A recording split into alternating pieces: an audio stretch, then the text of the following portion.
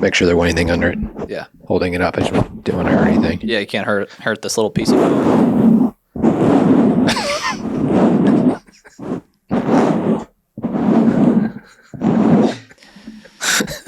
Oh, God. There's a lot of places you could go with that. Hey, what's funny? You're laughing right now. And speaking of someone funny, you like that segue into what I'm going to talk about? That's phenomenal. Hey, Jerry Seinfeld. Who's that? You don't know? Jerry, it's like every freaking person in the world. I know who he is. Jerry Seinfeld, even with, it's amazing. Being on a college campus, people from other countries that don't speak English. You hear so many of them like, I learned English from Jerry Seinfeld, watching Seinfeld episodes or Friends.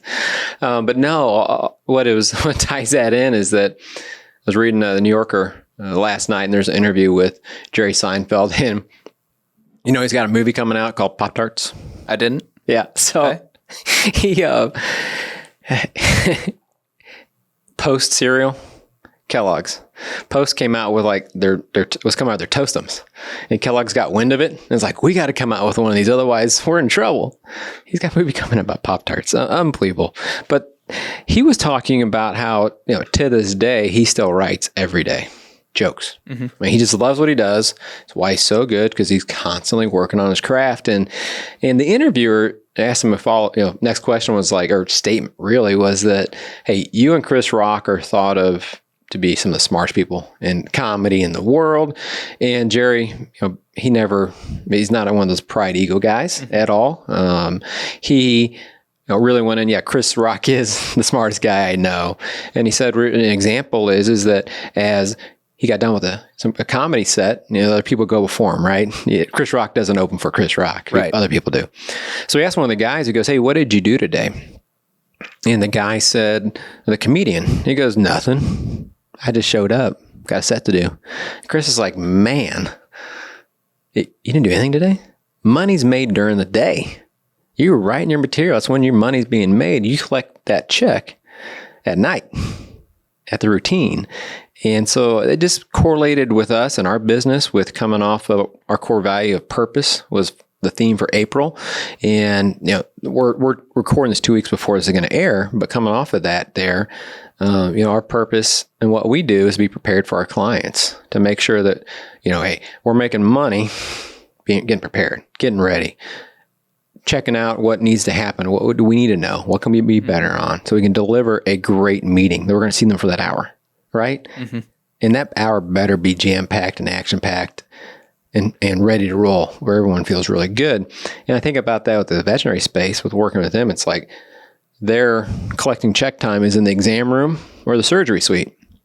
And the preparation is, it's a lot, right? With the business, obviously, a lot with the client experience we've talked about, culture we've talked about, but also how do you collect that check in that room? It's kind of funny. All these things just popped up as we were coming in today and thinking about, as we're going to dive into the practice dashboard. This is episode 2. Welcome to the Vetted Podcast. I got my man, Kale Flaspohler, sitting over here to my right. I'm Steve Hermann. Got Lindo. How are you pronouncing your last name today? Zwane? Okay. All right. Just want to check. Want to make sure. You changed it up on us last time. Yeah. No, welcome to the Vetted Podcast, where we educate, advocate, and inspire veterinarians that own private practice. What do you say, Kale? What's your tagline? For veterinarians that want to get in, stay in, and get out of business. Yeah. We've got something to solve all of those issues. That's right. So we want to make sure we inspire and advocate for that. And talking about the Jerry Seinfeld, how's that? There's correlation and signs that, inspire me to be prepared for this podcast. What can we do to make sure that, emojis don't pop up when we're, in the middle of a podcast, those kinds of things. And how do we keep working better on this? How do we make our sound better? Being prepared, right? We've had some sound issues, I know, out there with our podcasts that were they start out really well. We missed some things. We got to be more prepared, because this is right now when we need to deliver. That's what the dashboard is telling you. The practice dashboard, those metrics you have are telling you, are you doing that? Mm-hmm. Are you prepared? Are you, doing the things to make the money so you can collect the money? And so I'm excited to dive in today on that. We've had a whole DVM Partners Day back in October 2022. Mentioned that before. That was centered around KPIs and benchmarks with our veterinarians. It was a wonderful day, and we talked about the financial dashboard last time, the profit and loss statement. And today we're going to dive into. We're going to use well known around the Midwest for sure is the period total report out of Avamark. They kind of made up one. We're going to go through that, but it's to look at what should someone look at. What are those as we say, vital signs of a dashboard. Mm-hmm. What's important to you? Yeah. So I'm excited to dive in and look at that. Best my inspiration coming today is I don't know. I love that. I geek out on stuff like that because it's Chris Rock.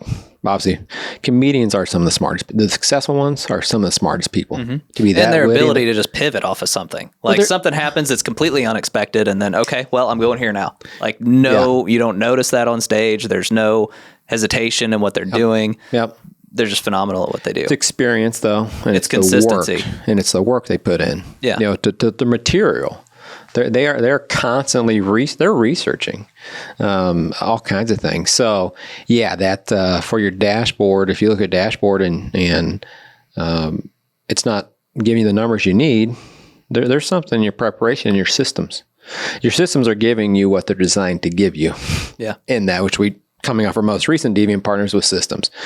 So it's really looking at your systems, but you got to know what to look for. And if I think about the ultimate indication on a practice dashboard, which is it is a financial metric, it's just not one that's on the P&L. I'm thinking about 3 letters. I'm sure you are too. ACT. That wasn't pre-planned. That's pretty good. We pulled that one off. It's the one. It is, right? Yeah, it's ACT. And we talked before an ACT for rural Missouri versus city, St. Louis, urban Missouri, or New York City are all different. Mm-hmm. I mean, rural Missouri is mid 100s, right? New York City's probably 350. And we don't have any practices in New York City. I don't know if we talk New York City yet. No. We talk Midwest pretty well and some other places, right? But I think the thing about that is really understanding that how important that metric is. I think, and so once you look at that, you're going to know whether that's that real key vital point of that for sure. Mm-hmm. And so it's interesting when you look at that metric. And let's say like this year we have 4 doctors, Dr. Gio, Dr. Jordan, Dr. Steven, not 4, we got actually the hospital too, right? Because the hospital there's sometimes a spot for that. Interesting. Look, what sometimes we notice with this too is like Dr. Gio may not even work there anymore. Right. But and there's still stuff getting applied to him. Yeah. Why is he showing up there? I think that gets, so you got to break down that system of that in your dashboard, and you got to look at that from that iceberg, right? Where, there's so much going on below here. We're just seeing this tipping point. The top part of the iceberg, and there's 80% of it's down below here. So if we looked at this and we're looking at Dr. Gio's at 137, Dr. Jordan's at 173, Dr. Steven, they're going to make fun of me. So I'm at 112. I'm the worst producer in the practice. Maybe. Yeah. Maybe. Yeah, probably. Probably. But if you look at average client transaction, that's a simple metric. What you produce divided by number of clients. And I find it interesting with practices like where multi-doctor practices go, well, that person likes to practice medicine a certain way. It's like, what does that mean? What does that mean? There should be a way that you're practice medicine, and that is best medicine for everyone. And I think that that's so important to get to that. So like looking at this, let's go. Okay, so Dr. Jordan's at 173. Let's say that the benchmarks, let's just call this, for this sake, 170 is the benchmark for ACT. At this practice, right? And what we call this practice, Pro Partners for Pets. The perfect partner for your pet. Should we advertise that? No, we probably shouldn't. Franchise that?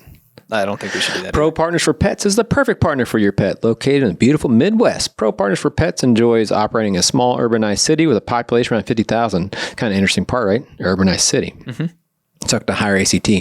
3 doctor practices established, Dr. Gio owning 75%, so he definitely works there. Dr. Jordan owning 25%, so Dr. Steven is an associate. 7-mile radius, there are 3 known competitors, in addition to 3 veterinarians. Pro Partners has 5 techs, 2 of whom are registered, 3 client service reps. In addition to the typical daily work of a busy veterinary clinic, I've got to say this out because someone's not seeing the visuals we're going to show in the car, right? Yeah. So the owner, Dr. Gio, is maintaining books and payroll and scheduling staff, and the CSRs assume all ordering and maintenance of inventory. Pro Partners for Pets enjoys a turnover rate of roughly 15%, lower than the industry standard of 23%, and operates under the following business hours: Monday through Friday, 8 to 6, Saturday, 8 to 12, and no emergency vet care. So there's some pretty, so when you look at this and go, interesting facts here. Dr. Gio owns the place. But again, I think we should agree upon there should be some standardization around that ACT. Mm-hmm. Maybe it's and people go, well, that person doesn't do surgery. Well, but then in the exam room, they still need to generate X dollars per hour. Right. So the ACT should still round itself out into the same number. And I think we've seen this. What do you think? I mean, what could be some possibilities that Dr. Gio, as a business owner, is missing? Well, there's a bunch of things that you could look at this and say, he's producing 31% of the revenue. So he's still a high income producer for the practice. Right. But his ACT is quite low. And so, there could be such a thing where he's been around a while, knows, a lot of people, and just isn't as focused on making sure I'll just give you that today or something like that. That could go. There could be discounts being given that may not be applicable to everybody else. There could be a lot of reasons why his ACT is down, but he also is seeing the absolute most appointments. Mm-hmm. So the thing that I always question too is when you see a super high hospital number like this, it's like, are there things being attributed to the hospital that really should be going to the doctor?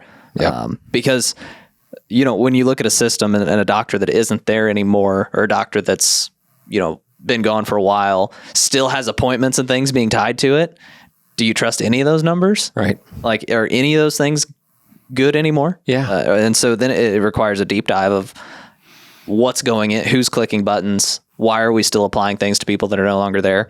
And so then it's like, if for this instance, if I'm going to approach a doctor about their ACT being low, but I also know that there's other things going on, I can't have that conversation anymore because I don't know if my numbers are right. Right. And so then, it's really hard to go to somebody and try to make an adjustment or have a good conversation and try to maybe coach. Yeah. And say, hey, I just noticed this happening and I just want to make sure that we're all doing the best medicine and we're all, kind of thinking the same thing. Mm-hmm. And, when I've got all these things that I don't necessarily trust, I can't have that conversation because I might be wrong. Yeah. So there's that possibility too. And I see it a lot more than I don't see it. Yeah. So it's systems. Before you can go in and be like, Dr. Gio's the owner. Before you could go in and say, or Dr. Steven, take Dr. Steven, I guess me, I'm at 112 with seeing more patients than Dr. Jordan, but a lower ACT. And so you got to get in the system. But I can't just go in. I think that's a great point. I can't go in and be like, hey, you're at 112. What's going on? What are you doing? What are you doing? Why are you not higher? Yeah. Yeah. First is to go in and go, all right, let's break this. Let's look at the system. All right. Number one, like you said, are the charges getting to the right spot? Mm-hmm. Are we missing charges? So I think Dr. Jim Schisler, former owner, retired from Kirkwood Animal Hospital in St. Louis, was our guest at Deviant Partners. And I thought what was really good about what he said was that I had someone in the room, my tech, on the computer, typing out what was going on, making sure the charges were in that room. And he ran a top practice for metrics in the country. And he did that. He made sure the charges weren't missed.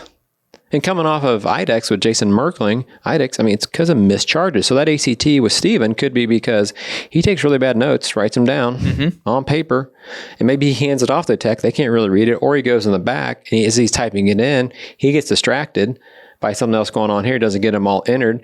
Well, his client is at the front desk now, and the problem is the client doesn't know what the stuff costs a lot of times either. So the good thing is when you're in that room, you can be like, right there, here's the 3 things that happen today. Here's the cost. Here's what it is. But if you go out, even if you tell somebody to go out there, it's like, if you're writing it by hand, there's no way you can tell them what it costs accurately. You can't, because you're not pulling up in the system. So you got to the front, and the person in the front, they don't know either. And so maybe it was a $200 visit. They go, it's $100 today. And the client just go, okay, great. Here's my card. Here's my cash. Here's my check, whatever they're paying, and out the door. I think that's one of the first places you got to look is what's going on in that system. Absolutely. And if you're having an issue like this and you may not trust your numbers, I think the first thing to do is maybe go back to some of those invoices. Yeah. And compare those to what your understanding of the appointment was and say, if we pull a 10 or something like that, and if they're all good, then, that's not the problem. But if you pull 10 and one of them's wrong, that adds up 10%. 10%. That's a lot of money that you're potentially missing. And that is also what could be causing some of the discrepancies in the average client transaction. Yeah. So let's take a step back. So we dove in how people will dive into it. If I'm going to take a step back and approach this in a systematic way, we started throwing ideas out there, which is good. So then you got to take a step back again, systematic way. I think the things is that let's make some assumptions here that let's say that we look at the system and they say everybody's got someone typing in the room. Or, some sort of new technology that helps you do that. Yeah. So everybody's typing in the room. Yeah. Right. So it's like, all right. So everybody, we assume chargers are getting there and our ACTs are still here. So the next place to look at and have a mark, pull up your income by treatment report for each doctor, by producer. And you can pull that in Excel to make that easy. Pull in Excel, absolutely, to make that easy, and take a look across it and go, all right, Dr. Jordan is, at our practice, best medicine is recommending these A, B, and C things. And we can see with his percent out of this report, he's doing good diagnostic work, blood work, pre-anesthesia blood work, all those things that come along. Where Dr. Steven, he's a softie. And he looks at the person across from him and is like, I don't know if this person can afford this. Yeah. I'm not going to recommend blood work today. I think they're going to be okay, right? I don't want the $100 blood work. I'm not going to recommend that. I just can't do that. Would you say a lot of time that's where that's at? I don't. It depends, I think.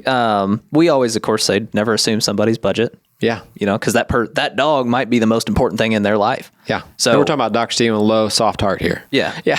That, and so it might, to that person, it might be, if the bill's $1,000, I'm paying it. Yeah. I'd do that before I bought other stuff, So you can't ever assume what that person's thinking. No. So, I don't know that I always believe that that's really truly the problem, or if it's they themselves don't see the value in the service.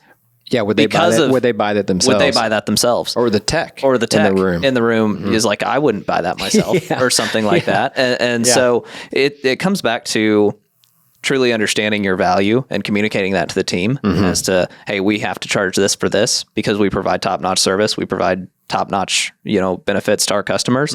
And that's the price point that I have to provide this service. Yeah. So it's not, we feel guilty about this because inflation's hit everybody. And so that seems to be prevalent right now where people are conscious about what they're selling, what they're doing. Yeah. And so, you never want to get in a spot where your team is thinking, man, this is pricey. I wouldn't do this. And you know, if you are, you just need to have that conversation about value. Yeah. Cause it's best medicine.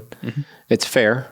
It's value. And so, we continue to throw some ideas out there on how we assess what's going on with these ACTs. Then if that's the case with Dr. Steven, that he needs coaching, and you have to look internally to go, did we set that messaging up right for everyone in the practice? Right. And most likely no. Because if we have said that 170 is our benchmark for ACT, then, but we didn't put anything else behind that. We just said a blanket statement and expected people to take charge and do that. Yeah. When they're, and most likely this is 800 patients and client count. And this is for a month, right? We didn't specify.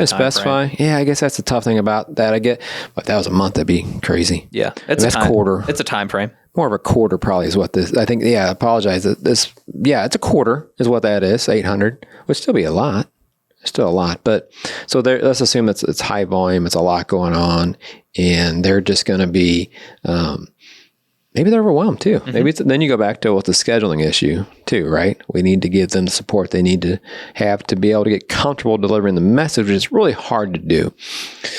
It's hard to take a step back and be like, no, I can't accept any more pets right now.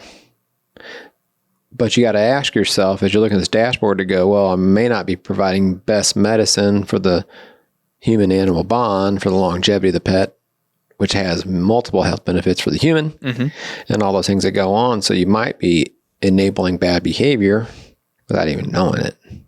And so I think, the value, the why is because of all those things that do matter, and giving that person the comfort level, the confidence to say, I'm not going to make a pricing decision for my clients. I'm going to make a best medicine decision. Here's what this looks like. Yeah. And we know the proof's out there that majority of people go, okay. When the doctor tells you what you need to do, there aren't too many people that are like, nah, I don't think so. Even though they maybe played Dr. Google coming into a little bit, but at the end of the day, they're going to go, okay, let's get it done. Let's take care of whoever the animal is there. Yeah. The easiest way to have that conversation is option A looks like this. This is what I would recommend. That costs something like this. Yeah. Option B, if that doesn't, work out for you, option B is this, and then so on and so forth. So, is your clinic facing a talent shortage? You're not alone. In today's competitive landscape, finding the right people can feel like searching for a needle in a haystack. Recruiting top-notch veterinary talent doesn't have to be difficult. DVM Connect is here to revolutionize your veterinary recruiting game. We're the secret weapon you never knew you needed. Our social media experts will partner with you to curate a personalized recruitment strategy that fills your clinic with passionate, qualified individuals. Say goodbye to wasted time and hello to a collaborative, stress-free journey towards building your dream team. For more information, visit us at propartnersteam.com. So break down, I'll go back, ideas thrown out there is that, one, we're looking at, hey, when you look at an ACT, what benchmark are you at? And then how do you get to that benchmark too? I mean, that's also too, like, where do we pull out 170 from? And I think that, again, that's location, and that's demographics. I had someone argue, like, well, just because that someone's in a higher demographic area doesn't mean you should charge more. Well, but people make more. So your labor dollars are higher. Because cost of living is higher. Cost of living's up. Yeah. As there's had a McDonald's, had a conversation around about McDonald's. They go, well, McDonald's is the same quarter pounder here versus there. And I said, I looked in the area they talked about. There wasn't McDonald's in that area. It was on the outskirt of that area. The only reason they would put a McDonald's somewhere, because they flip it with volume though. You can have a tremendous volume. It's a different conversation, but why would we compare veterinary medicine to McDonald's? In any conversation. Yeah. Maybe they have phenomenal systems. Yeah. That is probably the only area where you could say that's the comparison.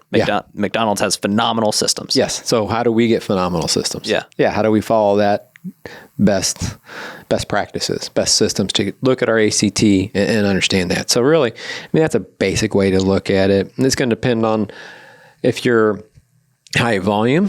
So if you're, say 15 minutes, 10 minutes, whatever that is, 15 minutes tends to be about as high volume as you get 4 per hour. Your ACT might be a little lower. If you're 2 per hour, I mean, it's going to have to be more because you're more high touch depending on the clientele you have. So there's things that go into this, identifying what your market is, understanding what your ACT needs to be, not just going, oh, Dr. Jordan's a 170. That's our benchmark. Right. Maybe it's 220. Or maybe there's one of these doctors is somebody that you look at and say, I really like everything that's going on with that.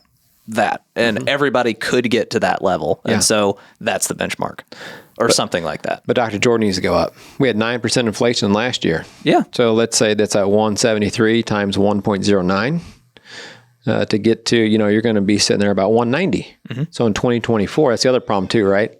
Yeah. A lot of times those just keep staying like this. We're going, no, they've got to keep up with the inflation of the veterinary medicine at 9% last year. So we also got to bump that up. So once we get that ACT identified in that area, what we want to do, it's really like what you said is key, Kale, is communicating the value for the whole staff. And Dr. Schisler, I'm bringing him up because he had some great, he spoke about best practice, best medicine, takes care of the business at the end of the day. And he said that, yeah, we wanted to make sure that we had all our employees believed in what we would do, believed in the value, and would have their animals seek the same treatment. Mm-hmm. You have to. You can't expect someone to come to that front door and go, yeah, I wouldn't pay for that. Even though they're not saying it, you just feel it. Mm-hmm. You can feel the confidence isn't there. So make sure the staff's right. It's communicated well. And then understanding, aspects of, best medicine. I expect an exam for this age group dog, this breed is going to include these things every time. That's just best medicine. We're all going to do that way too. I mean, if Dr. Steven's sick and there's regular clients come in, they can see Dr. Jordan or Dr. Geo and feel like they're getting the same service. Mm-hmm. The worst part is to go, I want to see Dr. Steven because he's the cheapest in the practice. I might come out here with the best bill. And you can create that inside your own practice. You can. I mean, can we go on a long time about ACT? We could talk a lot. Man, there's just, it is the I think the top of the top of all the vital signs. And I think too, I don't think our point to talking about any of these KPIs is to say there's a lot to look at. There's very few that you should probably be focused on a consistent basis, right? And you need to identify the ones that you need to look at. Mm-hmm. New clients seems to be something that people like to watch, and I think that's a big deal too. It does, it matters. Because it's like we don't have nearly the same new clients we had last year, right? And so I'm not saying we do, but like if we did, that could be indicative of a lot of different things. Right. Like, hey, people are having a hard time calling in, getting an appointment scheduled. People are going somewhere else because we can't see them for a long time. The economy's going down, so like there's less people looking for pet care. Right. I mean, there's a lot of things that new client count can say. So there's a few things on this. There's a lot you can do with the period totals report. So so new clients is also looking at patient visits year over year, mm-hmm. where you're at or your patient visits. If you got new clients and your patient visits aren't going up, you do have an issue the other way though too, right? So turnover. You can't just look at it that way. You got turnover, and why you need new clients? I mean, it's a new pup too. And unfortunately, pups pass and go on, and you need new clients to fill that way. People move, all those things. So it's also understanding for your typical attrition rate of people moving out versus pets that do pass away. A lot of people get new pets. They're going to come back through, but what does that number matter? Because if I'm looking at my ACT is great, but I got 100 less clients, that's a problem. Mm-hmm. That's a problem. And so, we got to relook at what's going on there. Is that an economic issue for the area, or is that an economic internal issue for our practice? What have we done here? Yeah. What's going on? What's going on here? And I think some people are going to be like, well, you guys just talking about raising prices. That's what's going on. Yeah. There's a fair price to charge. So we're not talking about gouging here. We're talking about charging the fair price. And we've seen it. We've got the calculations for what a fair price is based on where you're at. And our clients, when they implement it, don't have issues because they communicate the value to the staff. Like, why are we doing this? Like, well, here's why. Explain to them why. I mean, it's inflation. Prices go up. And we haven't kept up with that. We've got to get to where we can afford to pay you all properly. Practice can make money so we can reinvest in equipment. We can reinvest in best medicine. And all those things just go together. Profit's a good thing. Mm-hmm. It's a good thing. So, on here, I think those are the two big things for sure. Am I keeping up enough people come to the door? And am I collecting right? Are big things on here. And other things that if you want to get picky, if you want to look at economic indicators, you got your cash check card payments on here and the percent of the total. And I think one thing we found that was interesting is as the the government economic stimulus during COVID came through, there were, we know pets all the pets came out of the adoption to homes. People had money to go spend on them. And so that went through the roof. And so you saw most things were like cash, check, and card payments really should be broken up between debit and credit. Mm-hmm. And so on the one we have here, we didn't differentiate between debit and credit on here. But what we've seen on the flip side is into this year, we've seen those credit cards percent increase. Less cash, less checks, and less debit cards. Those are all cash. All three of those are cash, but the credit is shifted that way. So we are going to see a little bit of that right now. People are trying to figure things out. And so you gotta be smart about that. Mm-hmm. Understand when you dig into the numbers, take a good look at them.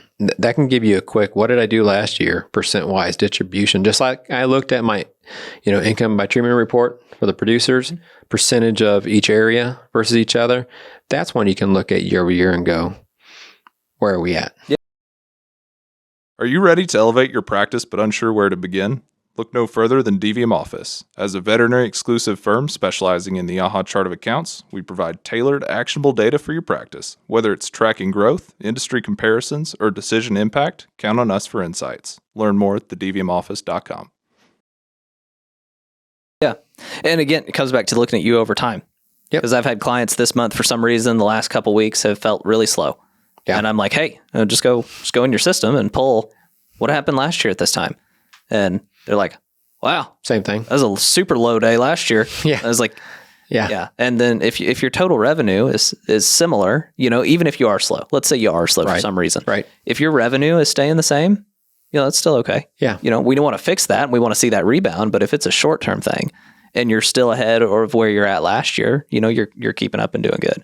So, it's not always cause for concern. It's like, hey, you can use this data that you've collected over the last couple of years, if you've had your system right, to say through this time of maybe some concern or worry, to say, hey, no, I'm okay. I'm still ahead of where I was last year. I'm still doing all right. I'm going to be able to move forward. This is just a blip. It'd be like never checking your bank account. Yeah. You're like, do I have any money? Just go look. Yeah, just tell yourself. The numbers are there. Yeah. And so to look at, it's a great point to, when you think about a dashboard, it's got to have its reference points on what you're at. And we know times of the year, this is that time of the year where graduation's coming up, spring sports are going on. There's just taxes just happened April 15th. Mm-hmm. So yeah, you got that. So you have a lot of expenses happening right now. And then, it's going to, before you know it though, June's going to roll around mid-June. And going to have 8 weeks of, oh my gosh. Yeah. And then get into August and everybody's going to go, we're not doing any business. Well, yeah, everyone's going back to school. Yeah. But that's the trend of it all, to understand that. And this report, if you have this by month, you don't need a financial statement for that. You do need a financial statement. But I don't talk about though for this, I like the report because you can look at total payments, total invoices too, right? That's the thing too. We have 400,000 in total payments. We have 384,000 in total invoices. Okay, I got this is an accounts receivable place. Mm-hmm.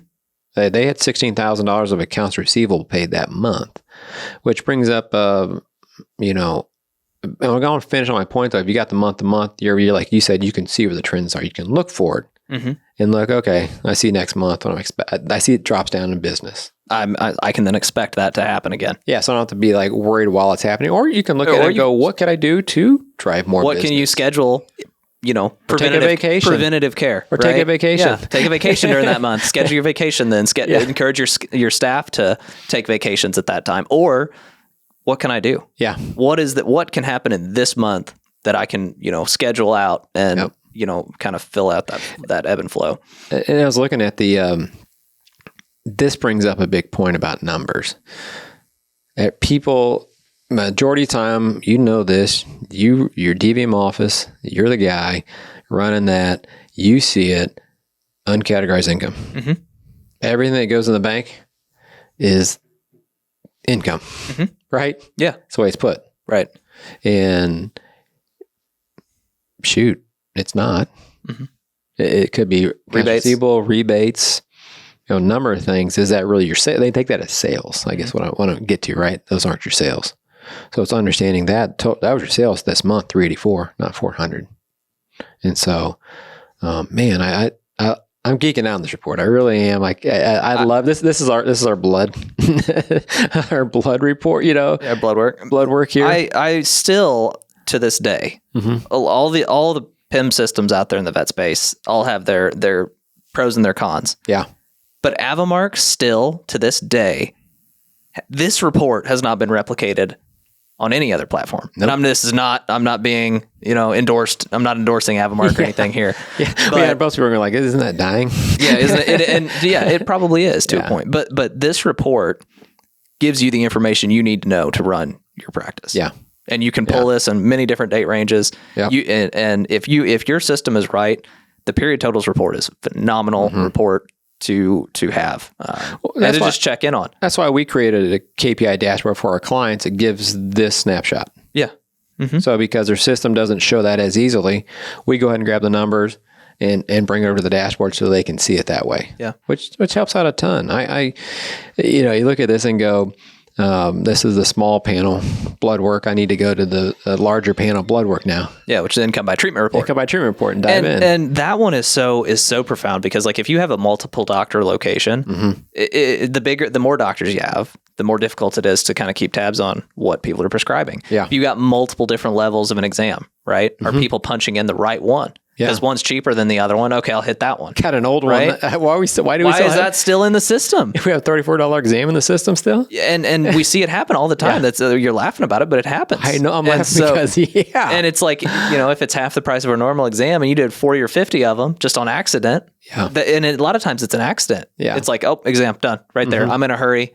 Click that one out the door. Yeah. And so then you're off on all those things. But what you can do is you can then take that income by treatment in Excel, which you can do. You got to go to the print to dialog box and scroll down one and it says Excel. It's for all the people listening that use Avamark. You can print it in Excel and look at that and say, well, if you just filter that by percent of revenue by each doctor, you can see the top 10 revenue items for each person. And they should be relatively similar. Mm-hmm. They're probably all going to be different places in that top 10 list, but they should all be on the top 7 or 8 of them should all be in the same top 10. Yep, absolutely. So, and then you can clearly see, oh, that exam shouldn't be being used. Mm-hmm. Why is that one there? Yeah. It's not, that's the next step from this is to go in. If you have a problem with somebody or something where it's like these numbers aren't making sense, that's when you go to that. Well, you need to audit your numbers anyways. Yeah. I mean, even if you don't have a problem, it's getting ahead of a problem potentially. When you go and do some price changes, print that thing out and look and just make sure all the categories are in the right spot. I tell you one that I'm not going to have time to, I don't want to dive into it, but the surgery packs are the ones where I think a lot of them get in trouble because they assume everything that surgery needs is in there. Mm-hmm. Man, you maybe not. Mm-hmm. Maybe not. So yeah, a lot going on, a lot to get right on your system in order for this dashboard to do and look the way it needs to be. So again, if you're not looking at your ACT, you probably may not have the system in place to look at it. So I encourage you still to look at it as the practice owner, but I encourage you to find what's that system built behind it, because if you just look at it, what is that doing for you? And you don't have to tackle it all. You can tackle one piece of it. Yeah. Do this quarter, a few things you want to do this quarter, and then get that right, get that rolling, sustainable, go on to the next one next quarter. Take a little bite at a time, because right now, most likely, most veterinarians, they're thriving, surviving. Veterinarians tend to stay alive because they are the asset, they are the producers. But the question is, are you just staying alive or are you thriving? And that's what we want to see. We want to see veterinarians driving to, net profit. We want to see, pushing towards 20% gold standard. How do we get to that? And we can't get to that unless the systems are right. We can talk about it, but unless systems are right. And if you get this page right, you'll find your inventory. You'll find your cost of goods sold, your labor rate. You don't have to do anything. A lot of times it falls in line because you are doing best medicine, which means you're getting medicine out, you're using your equipment right, all those things that come along with it, because you got minimums on your equipment usage. A lot of times in your contracts, if you don't do that, they're going to bill you for it. It's going to, when you see your equipment costs start going up, It's because you have a contract. You got to use it. They got benchmarks for you too. That's the thing too, is that if you don't look at benchmarks where you need to be, a lot of the companies have those too. They can give them to you. So, and I don't want to drag this on. I'm sorry. It could go for far too long. It could go far too long, but again, systems analysis is really good. If anybody's interested in learning about how we take that approach, using the iceberg approach, we just did that in Deviant Partners breaking down. And one of the big systems was in that exam room, how are you keeping records? How are you doing your records? And doing your records means how are you charging? Same thing. Because if your records are accurate and good and on time, they're getting to the front end and that person is able to check out, get out of there, no missed charges, and your ACT is going to be looking pretty good. So what takeaways? What other things you want to point out that we talked about, summarize more that you think are important to leave off with? No, I just think it's important that you do look. Yeah. It's important to look. Pull it, look at it. And sometimes, if you're worried about something, there might be an avoidance. There might be, I don't want to look because I don't want to know, because I don't want to have to deal with it. Yeah. And so just look and know. You can pull it. It's right there. It'll tell you.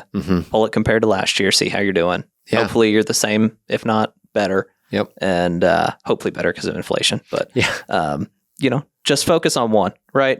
Just look at ACT. Don't worry about all these other, there's a lot of numbers on the pages.